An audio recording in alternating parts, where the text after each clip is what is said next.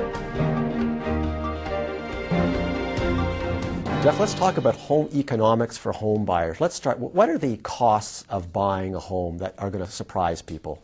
Well, I think overall, if we break down the cost into two things, the ongoing cost and the upfront cost. The upfront costs, I think people are scared the most of once they find out what they actually are. It could be anything from an appraisal, survey, land transfer tax. It just goes on and on. Can you give me a rough ballpark? If you're buying a house in a big city, how much are you going to have to put on the table to actually pay for the move, for the purchase and the move?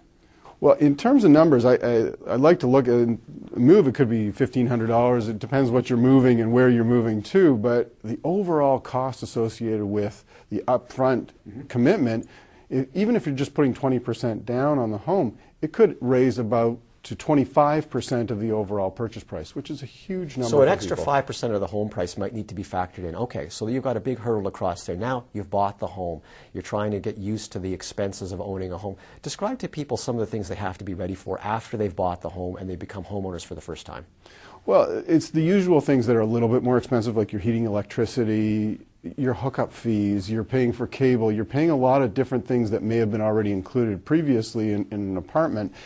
But the big thing is the unexpected expenses that creep up. And how do we prepare for those?